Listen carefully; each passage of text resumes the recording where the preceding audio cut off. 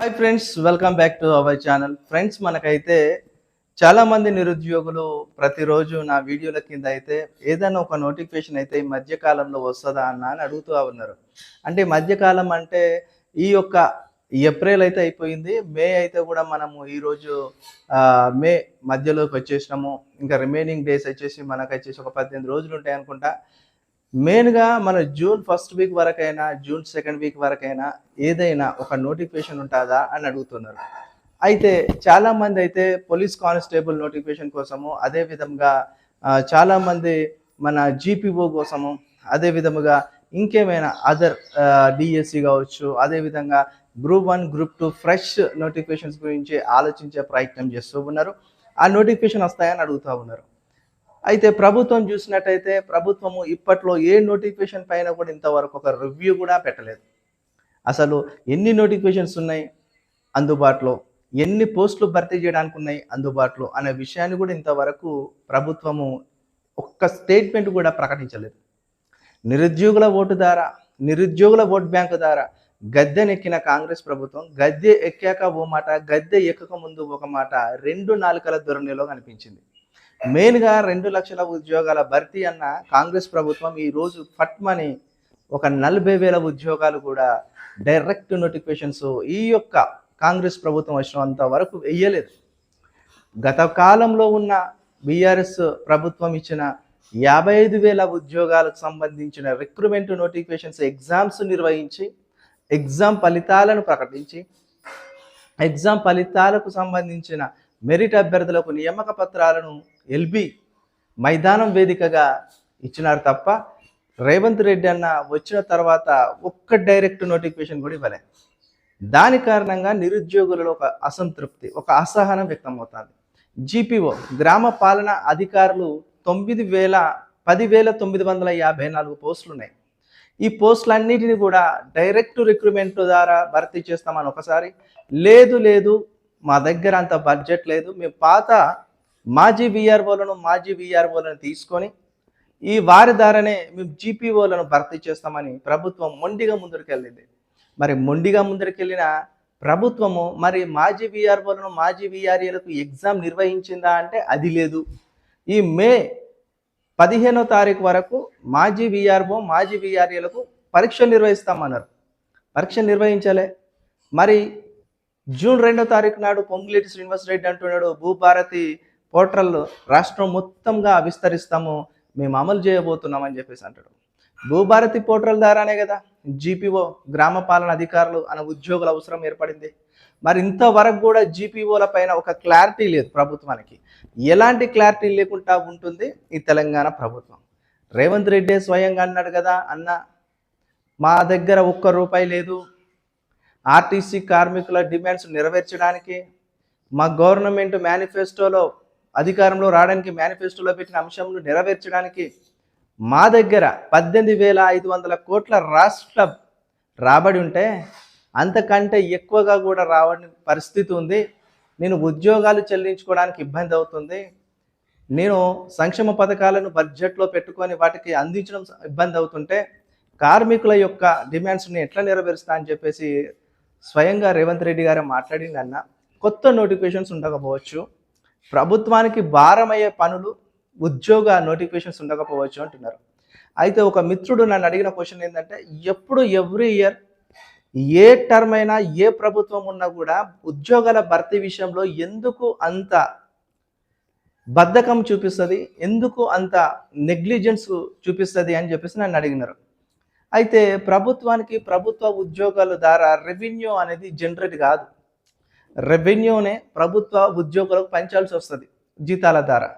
So ప్రభుత్వం ఏం చేస్తుందంటే, ప్రభుత్వము అవసరమైనంత వరకు ఉద్యోగులను తీసుకొని ఇంకా అవసరం ఉన్న ఉద్యోగులన్నిటినీ అరకురగా ఉన్న సిబ్బందితో నడిపించుకొని బడ్జెట్ సేవ్ చేసుకొని ప్రభుత్వాలు, స్వార్థ రాజకీయ పార్టీలు వాళ్ళ మేనిఫెస్టోలో ఉన్న అంశాలను ప్రజలకు అందించుకొని నెక్స్ట్ టర్మ్ అధికారంలో రావడానికి ప్రజలకు సంక్షేమ పథకాలు ఏదైతే అవసరం ఉంటుందో దాన్ని ఖచ్చితంగా నెరవేర్చుకొని వాళ్ళు మళ్ళీ ఓట్లు రాబట్టుకోవడానికి ఆ యొక్క రాబడిని ఆ సంక్షేమ పథకాల మీద పెట్టి ప్రభుత్వ ఉద్యోగాల భర్తీ చేసే విషయంలో నెగ్లెక్ట్ చేయడం జరుగుతుంది. అది బీఆర్ఎస్ చేసింది, ఇప్పుడు కాంగ్రెస్ చేస్తుంది. మన జీపీఓలు 10,954 జీపీఓలల్లా మిగతా జీపీఓలు అంటే 6,190 మంది పాత వీఆర్ఓలు వీఆర్ఏలు ఇంట్రెస్ట్గా ఉన్నారు. వాళ్ళు బోను మిగతా రిమైనింగ్ పోస్టులైన డైరెక్ట్ నోటిఫికేషన్ ద్వారా ఇస్తాను అని చెప్పే ధైర్యం దమ్ము పొంగిలేటి శ్రీనివాసరెడ్డికి, రేవంత్ రెడ్డికి ఉందా అని ప్రశ్నిస్తూ ఉన్నా. ఎందుకంటే నిరుద్యోగుల పక్షాన గట్టిగా మాట్లాడే వాయిస్ లేదు, ఇంతవరకు ఎవరు మాట్లాడట్లేదు. నేను ఒక్కడనే మాట్లాడుతున్నా. ఎక్కడ చూసినా 17 నెలలు 18 నెలల నుండి ఒక్క నోటిఫికేషన్ రావట్లేదు. ప్రతిరోజు ఒక నిరుద్యోగ సోదరుడు, ఒక రైతు వర్షం చుక్క కోసం ఆకాశం వైపు ఎదురు చూసినట్టు ఒక నిరుద్యోగి రేవంత్ రెడ్డి ప్రభుత్వం ఒక ఎదురు చూస్తున్నాడు. ఏ ఒక్క నోటిఫికేషన్ అయినా రాబోతుందా అని చెప్పేసి. చాలామంది మిత్రులు నాకు ఫోన్ చేస్తూ ఉంటారు, ప్రతిరోజు ఫోన్ చేస్తూ ఉంటారు. అన్న కానిస్టేబుల్ నోటిఫికేషన్ వస్తుందా, వస్తే ఏ మంత్లో వస్తుంది, వస్తే పరీక్ష ఏ మంత్లో ఉండవచ్చు, మేము ఒక ప్లాన్ చేసుకోవాలి చదవడానికి. కొంతమంది ప్రైవేట్ ఉద్యోగాలు చేసుకునే వాళ్ళు టైం సర్దుబాటు చేసుకోవడం, ఏ టైం ఎట్లా షెడ్యూల్ చేసుకోవాలి, ఎగ్జామ్ ఎప్పుడు ఉంటుంది, మేము ఎప్పటి వరకు ఉద్యోగం చేసే తర్వాత లీవ్లోకి వెళ్ళాలి, ఇవన్నీ బాధలు ఉంటాయి. ఇంతవరకు కూడా ఒక constable notification, beat officer notification, అదేవిధంగా డిఎస్సి పైన క్లారిటీ లేదు. అసలు ఎన్ని ఉద్యోగాలు ఖాళీగా ఉన్నాయి ప్రభుత్వంలోని వివిధ శాఖలలో ఎన్ని ఉద్యోగాలు క్లారిటీగా ఉన్నాయి అనేది లేదు. ఆల్రెడీ మన చీఫ్ సెక్రటరీ శాంతకుమార్ వెళ్ళింది, ఇప్పుడు రామకృష్ణారావు ఉన్నారు, ఆయన ఆర్థిక శాఖలో సెక్రటరీగా చీఫ్ సెక్రటరీగా పనిచేసినాడు. మరి ఆయనకు అంత అనుభవం ఉన్నది రాష్ట్ర ఖజానా పైన. మరి ఆయనతోని ఒక చీఫ్ సెక్రటరీతోని ముఖ్యమంత్రి గారు ఒక రివ్యూ పెట్టేసి ప్రభుత్వంలోని వివిధ శాఖలలో ఎన్ని పోస్టులు ఖాళీగా ఉన్నాయి, ఆ పోస్టులలో అన్నీ ఒకసారి బయటకు తీయండి, వాటన్నిటిని తీసుకొచ్చి సీఎం గారి ఆమోదానికి పెట్టి, క్యాబినెట్ ఆమోదానికి పెట్టి, ఆర్థిక శాఖ క్లియరెన్స్ ఇస్తే టీజీపీఎస్సికి వెళ్ళి, లేకపోతే దానికి సంబంధిత రిక్రూట్మెంట్ ఏజెన్సీకి వెళ్ళి తొందర నోటిఫికేషన్స్ ఇస్తే చాలామందికి యూజ్ అవుతుంది. ఇప్పుడు జూన్ 31కి లేక జూలై 31కి మనకు ఏజ్ రిలాక్సేషన్ అయిపోతుంది. 44 ఇయర్స్ ఏజ్ రిలాక్సేషన్ చేసినారు. కానిస్టేబుల్ ఎగ్జామ్లా చాలా తక్కువ ఏజ్ రిలాక్సేషన్ ఉంటుంది. దాని ఖచ్చితంగా ఒక 35 సంవత్సరాలు చేయండి కానిస్టేబుల్ ఏజ్ రిలాక్సేషన్, 35 చేయండి. నోటిఫికేషన్స్ లేక 2022లో చాలామంది కానిస్టేబుల్ ఉద్యోగం కోసం ఆశపడి రాసిన వాళ్ళల్లో చాలామందికి అతి తక్కువ మార్కులతో ఉద్యోగాలు కోల్పోయినారు. ఇప్పుడు ఈ రోజున చాలామంది మిత్రులు నన్ను అడిగే ప్రశ్న ఏంటంటే, అన్న ఖచ్చితంగా ఇప్పుడు గ్రూప్ 1 కోర్టులో పంచాయతీ ఉంది, ఆ ఖచ్చితంగా పంచాయతీ తేలేంత వరకు గ్రూప్ 2 గ్రూప్ 3 సంబంధించిన రిక్రూట్మెంట్స్ పైన ఎలాంటి మరి నిర్ణయం తీసుకోదా టీజీపీఎస్సీ అంటున్నారు. 100% ఎలాంటి నిర్ణయం తీసుకునే అవకాశం లేదు అక్కడ. ఎందుకంటే టీజీపీఎస్సీ చెప్పింది, మేము పైకి వెళ్ళి కిందికి వస్తాము, మేము ఫస్ట్ గ్రూప్ 1 రిక్రూట్మెంట్ అయిపోతూనే గ్రూప్ 2 ముట్టుకుంటాము, గ్రూప్ 2 అయిపోగానే గ్రూప్ 3 ముట్టుకుంటాము అన్నాడు. మరి ఈ రోజున ప్రభుత్వము వైఫల్యాలు, అదేవిధంగా టీజీపీఎస్సీ వైఫల్యంతో గ్రూప్ 1 పైన హైకోర్టులో కేసులేని. మరి ఆ గ్రూప్ 1 సంబంధించిన స్టే ఉంది కాబట్టి నియామక పత్రాలు ఇవ్వలే, వాళ్ళ డాక్యుమెంట్ వెరిఫికేషన్ అయిపోయింది గ్రూప్ 1 వాళ్ళది. అది జూన్ 11 వరకు ఈ గ్రూప్ 1 నోటిఫికేషన్ను దాని యొక్క నియామక పత్రాలు ముట్టుకోవడానికి అవకాశం లేని విధంగా ఉన్నది. అది కోర్టులో ఉన్నది పంచాయతీ. మరి గ్రూప్ 2లోని టాపర్స్, గ్రూప్ 3లోని టాపర్స్ వాళ్ళ పరిస్థితి ఏంది? వాళ్ళందరూ బిక్కుమని ఎదురు చూస్తున్నారు. పాపం ఆ టాపర్స్ అందరూ కూడా కొన్ని సంవత్సరాలు కష్టపడి చదివిన బిడ్డలు, కొన్ని సంవత్సరాలు గ్రూప్ 2 టాపర్సే కావచ్చు, గ్రూప్ 1 టాపర్సే కావచ్చు, గ్రూప్ 3 టాపర్సే కావచ్చు. ఒక ఉద్యోగం సాధించాలంటే అంత ఈజీ కాదు. ఒక ఉద్యోగం సాధించి అనుకున్న లక్ష్యాన్ని చేరుకోవాలంటే అంత ఈజీ కాదు.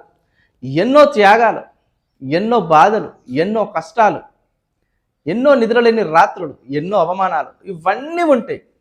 వాటన్నిటిని ఒకదాన్ని అధిగమించుకుంటూ ముందరికి రావాలంటే అంత ఈజీ కాదు. చాలా ఓపిక ఉండాలి, చాలా సహనం ఉండాలి.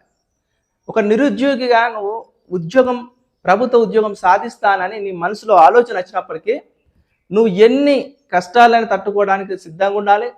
నీకు ఇంట బయట ఎన్ని అవమానాలు ఎదురైనా సిద్ధంగా ఉండాలి తట్టుకోవడానికి. వీడి మోకానికి ఉద్యోగం వస్తుందా, ప్రభుత్వ ఉద్యోగం, వీడు ఎగ్జామ్ అటెంప్ట్ చేసి వీడు టాపర్గా అవుతాడా, వీడు మెరిట్లో తీసుకొస్తాడా ర్యాంకు, వీడికి అంత సినిమా ఉందా అని చెప్పేసి ఎన్నో అవమానాలు ఇంటా బయట ఉంటాయి. ఫ్రెండ్స్ సర్కిల్కి వెళ్ళి కావచ్చు, రిలేషన్స్కి వెళ్ళి కావచ్చు, నీ సొంతంలో నిన్ను నమ్మకపోవచ్చు. అలాంటన్నిటిని నువ్వు ఫేస్ చేసుకుంటూ నీ మనోస్థైర్యాన్ని ఆత్మ నిబ్బరాన్ని నింపుకొని నీవే ఒక సెల్ఫ్ మోటివేషన్ చేసుకుంటూ ముందుకు సాగాలంటే అంత ఈజీ కాదు. ఒక గ్రూప్ 1 కావచ్చు, గ్రూప్ 2 కావచ్చు, గ్రూప్ 3 కావచ్చు, ఏదైనా ఒక ఉద్యోగం సాధించాలంటే కష్టపడాలి. కష్టం లేనిదేది మన దరి చేరదు. మరి అలాంటిది ఇప్పుడు గ్రూప్ 1 పంచాయతీ మరి కోర్టులో ఉంది. ఆ గ్రూప్ 1 పంచాయతీ తేలేంత వరకు గ్రూప్ 2, గ్రూప్ 3 తేలేదంటే తేలేదు. నిరీక్షించాలి ఇంకా కొన్ని రోజులు. మనకు 2025 సంవత్సరం మార్చిలో టీజీపీఎస్సీ చైర్మన్ బుర్రా వెంకటేశం ఒక స్టేట్మెంట్ ఇస్తాడు. ఏమని? మార్చి 31 లోపు మేము గ్రూప్ 1, గ్రూప్ 2, గ్రూప్ 3 నియామకాలు మొత్తం కంప్లీట్గా పూర్తి చేస్తామన్నాడు. అంటే ఇప్పుడు మనకు మార్చి వెళ్ళిపోయి ఎన్ని నెలలు అవుతుంది? దగ్గర దగ్గర మనకు ఒక 48 రోజులు అవుతుంది మార్చి మాసం వెళ్ళిపోయి. మరి మార్చి మంత్ వెళ్ళిపోయి 48 డేస్ అవుతున్నా మరి టీజీపీఎస్సీ ఇంతవరకు కూడా గ్రూప్ 2, గ్రూప్ 3 పైన ఏమైనా నిర్ణయం తీసుకుందా? తీసుకోదు కూడా. ఎందుకంటే ఆల్రెడీ గ్రూప్ 1 పైన కేసు ఉంది కాబట్టి. మెయిన్గా నేను చాలాసార్లు చెప్పిన మన యూట్యూబ్ వ్యూవర్స్కి అందరికీ, గ్రూప్ 1, గ్రూప్ 2, గ్రూప్ 3 లాంటి పెద్ద పెద్ద ఉద్యోగాలు రాస్తున్న వారు కాస్త ఓపిక సహనంతో కూడిన పరీక్షలు ఇవి. ఈ నోటిఫికేషన్ వచ్చినప్పటి నుండి గ్రూప్ 1 కావచ్చు, గ్రూప్ 2 కావచ్చు, గ్రూప్ 3 కావచ్చు, ఆ నోటిఫికేషన్ వచ్చినప్పటి నుండి ఎగ్జామ్ అయిపోయి నీ చేతుల నియామక పత్రం వచ్చేంత వరకు నువ్వు ఓపిక సహనంతో ఉంటేనే ఉద్యోగం నీ దరి చేరుతుంది. అది 2 సంవత్సరాలే పట్టవచ్చు, 3 సంవత్సరాలే పట్టవచ్చు, 4 సంవత్సరాలే పట్టవచ్చు. అన్ని రోజులు నీలో ఓపిక సహనం ఉండాలని చెప్పిన. చాలామంది తమ్ముళ్ళు, కొత్త వాళ్ళు అందరూ అనుకుంటారు కాంపిటేటివ్ ఎగ్జామ్ ఫీల్డ్లోకి వచ్చేవాళ్ళు, ఈరోజు నోటిఫికేషన్ రావాలి, 10 రోజుల్లో నోటిఫికేషన్ సంబంధించిన ఎగ్జామ్ నిర్వహించాలి, ఇంకొక 5 రోజుల్లో రిజల్ట్ వచ్చేస్తే ఒక నెల రోజుల లోపట్నే నియామకాలు కంప్లీట్ అయితే ఉద్యోగంలో స్థిరపడవచ్చిన ఆశతో వచ్చే మహానుభావులు ఉంటారు. వాళ్ళందరికీ నేను చెప్తున్నా, నువ్వు డిఎస్సి రాయాలనుకున్న కనీసంలో 5 నుంచి 6 నెలల ఎగ్జామ్ ప్రక్రియ ముగించడానికి టైం పడుతుంది. నువ్వు జీపీఓ రాసినా, ఒకవేళ జీపీఓ నోటిఫికేషన్ వచ్చినా ఒక 4 నెలల సమయం తీసుకుంటుంది. గ్రూప్ 1, గ్రూప్ 2, గ్రూప్ 3 లాంటి వాటికి ఒక 6 నెలల సమయం తీసుకుంటుంది. గ్రూప్ 1, గ్రూప్ 2, గ్రూప్ 3లో ఎలాంటి మెలకువలు లేవు, ఎలాంటి తప్పులు లేవు, క్లారిటీగా ఉంది, నోటిఫికేషన్ క్లారిటీగా ఉంది. ఏ కేసులు పడకపోయి ఉంటే ఒక 6 నెలలు అయిపోతుంది. కేసులు పడి ఉంటే అది సంవత్సరాలు ఆగుతుంది. దానివల్ల నిరుద్యోగుల ఏజ్ అనేది బారైపోతుంది. నిరుద్యోగుల ఏజ్ అనేది ఎక్కువగా పెరిగిపోతుంది. దీని కారణంగా నిరుద్యోగి ఈ యొక్క ప్రభుత్వ ఉద్యోగం అనే ధ్యాసలో పడి తన ఏజ్ని కోల్పోతుండు, తన మనీని కోల్పోతుండు, తన టైంను కోల్పోతుండు, తన వాల్యుబుల్ లైఫ్నే కోల్పోతుండు. ఇది నేను చాలాసార్లు చెప్పిన. తమ్ముళ్ళు, మీరు ఎప్పుడు కానీ ఒక ప్రభుత్వ ఉద్యోగం కావాలనుకున్నప్పుడు కాంపిటీషన్ ఫీల్డ్లో మీరు ఉండాలంటే చాలాసార్లు చెప్పిన, ఒక 5 సంవత్సరాలు కష్టపడండి. ఈ 5 సంవత్సరాలలో ఏ నోటిఫికేషన్ పడ్డా చిటికలో కొట్టేసి బయటికి వెళ్ళిపోండి. ఎక్కువ రోజులు కాంపిటీషన్ ఫీల్డ్లో ఉండిపోతే ఎందుకు పనికిరాని దద్దమ్మలు అవుతారు. 100% నేను చెప్తున్నా. ఈరోజు ఉస్మానియా యూనివర్సిటీలో కావచ్చు, ఈరోజు కాకతీయ యూనివర్సిటీలో కావచ్చు, కొన్ని వందల వేల మంది పుస్తకాలతో ఒక 10-15 సంవత్సరాలు ఫైట్ చేసి మొన్నటి గ్రూప్ 2, గ్రూప్ 3లో బొర్ల పడ్డారు. వాళ్ళందరికీ ఇప్పుడు ఏ పనులు రావు, టెక్నికల్ వర్క్స్ రావు, వాళ్ళకు టెక్నికల్ ఎడ్యుకేషన్ లేదు, వాళ్ళకి చేతి పనులు రావు, ఏ పనైనా చేసుకొని బ్రతకడానికి. మళ్ళీ వాళ్ళ బాధ ఏ పని చేసుకొని బ్రతకాలి, ఏ ఉద్యోగం చేసుకొని బ్రతకాలి, ఏ విధంగా జీవితాన్ని లీడ్ చేయాలి అని ఆలోచన చేస్తున్నారు. నాకు చెప్పినారు, చాలామంది చెప్పినారు. వాళ్ళ మాటలను నేను ఫీడ్బ్యాక్ తీసుకొని నేను మాట్లాడుతున్నా ఈ వీడియో. అందుకని ఫ్రెషర్స్ ఎవరైతే యంగ్స్టార్స్, మెయిన్గా 24 ఏజ్ గ్రూప్ పిల్లలందరూ కూడా మీరు ఒక 5 సంవత్సరాల వరకు ఉండండి, 30 వరకు ఉండండి, 25 to 30.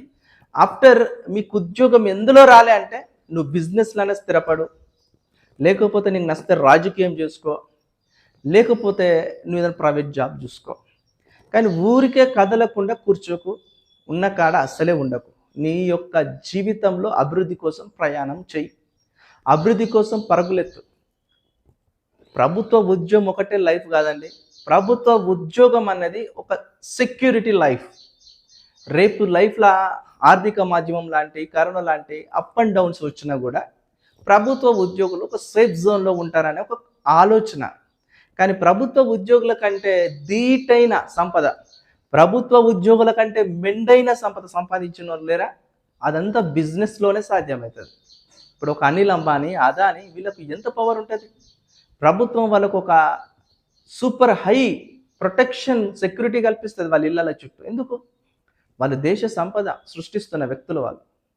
సో మనకున్నంతలో మనము లక్ష్యాన్ని చేరుకోలేకపోయి ఉంటే 100% నీకు నచ్చిన రంగాన్ని ఎంచుకో, నీ లైఫ్ని ఒక పూల దారిగా మలుచుకో. బాధపడకు, కృంగిపోకు. లక్ష్యం అనుకున్నది నెరవేరనప్పుడు నెక్స్ట్ డే మన లైఫ్లో ప్లాన్ బి ప్లే చేయాలి. ప్లాన్ బి ప్లే చేసి దాంట్లో నువ్వు సక్సెస్ సాధించాలి. ఉద్యోగం రాలే, కోల్పోయినా అని బాధపడుతూ చాలామంది నా ఫ్రెండ్స్ అందరు 2 కోసం, 3 కోసం, గ్రూప్ 2 కోసం, గ్రూప్ 3 కోసం, గ్రూప్ 1లో అట్లనే స్ట్రక్ అయిపోయినారు. ఇప్పటి వరకు కూడా వాళ్ళు కోలుకుంటలేరు. ఎందుకంటే వాళ్ళు 5-6 సంవత్సరాల నుండి ప్రిపేర్ అయినారు. యూనివర్సిటీస్లలో ఉండి రీడింగ్ హాల్లో కూర్చొని చదువుకుంటా లైబ్రరీలో పుస్తీ పట్టారు బుక్లతో. ఇక నెక్స్ట్ కొంతమంది అందులోకి వెళ్ళి ఫ్యాకల్టీ అవుతారు. వాళ్ళు కొంతమంది యూట్యూబ్ ఛానల్స్ పెట్టుకుంటారు, కొంతమంది డబ్బులు ఉన్నోళ్ళు కోచింగ్ సెంటర్స్ పెట్టుకుంటారు. ఫ్రెండ్స్తో కలిసి క్లబ్ అయిపోయి వాళ్ళు ఒక కోచింగ్ సెంటర్ రన్ చేస్తారు. కొంతమంది సబ్జెక్ట్ ఎక్స్పర్ట్స్గా బయటకు వస్తారు. ఎవరి జీవన విధానం వాళ్ళది, ఎవరి బ్రతుకు తెరువు వాళ్ళది, ఎవరి స్కిల్ వాళ్ళది. అట్లని చెప్పేసి ఒక టీచింగ్ ఫ్యాకల్టీగా అయినా స్థిరపడినా అంతో ఇంతో బ్రతకగలుగుతారు. కానీ ఏది రాదు నాకు మోమాటం అనుకున్నాడు చాలా డేంజర్ పొజిషన్లో ఉన్నట్టు వాడు. నేను మళ్ళీ చెప్తున్నా, ప్రభుత్వంకి వెళ్ళి group 2, group 3, group 1, DSC, GPO, anganwadi పోస్టులు ఇంకా మొదలైనవి రావడానికి కాస్త టైం పట్టవచ్చు. కానీ రావడం పక్క. మీరు ఖచ్చితంగా చదవండి. ఇప్పటికే ప్రిపరేషన్లో ఉన్న వాళ్ళు ప్రిపరేషన్ స్థాయిని వదలకండి. ప్రిపరేషన్ అనేది చాలా చాలా చాలా చాలా చాలా ఇంపార్టెంట్. నువ్వు ఒక్కరోజు పుస్తకం పట్టకపోయి ఉంటే 100% నీలో జ్ఞాపక శక్తి అనేది 40% కోల్పోతుంది. ప్రతిరోజు పుస్తకాలతో నువ్వు టచ్లో ఉండాలి. అదంతే. సైకాలజీ ప్రకారము ఒక 10 రోజులు పుస్తకం పట్టకపోయి ఉంటే 1 నెల రోజుల వరకు నువ్వు ఇంతకుముందు చదివిందని తగ్గిపోతుంది. అందుకే నోటిఫికేషన్ వచ్చినప్పుడు పుస్తకాలు బట్టి చదివేదానికంటే నోటిఫికేషన్ రాకముందే పుస్తకాలు పట్టుకొని ఒళ్ళు దగ్గర పెట్టుకొని గట్టిగా క్రమశిక్షణతోని సిన్సియర్గా చదివిన వాడే ఈరోజు టాప్ ర్యాంకర్లో ఉంటున్నారు. ఇక నోటిఫికేషన్ వచ్చినాక పుస్తకాలకు బూజు దులిపి, పుస్తకాలకు పూజలు చేసి ఒక మంచి డే, ఒక ముహూర్తం, ఈరోజు బాగలేదు రేపు మంచిగా ఉంది, ఒక మంచి డే, ఇక వాడికి నచ్చిన మన ఫార్మాలిటీస్ ప్రకారము పుస్తకాలు పట్టుకుంటారు. చూసినావా, వాళ్ళు అట్టర్ ఫ్లాప్ అవుతారు. దాన్ని బద్ధకం అంటారు, నెగ్లిజెన్స్ అంటారు. దాన్ని వీడండి.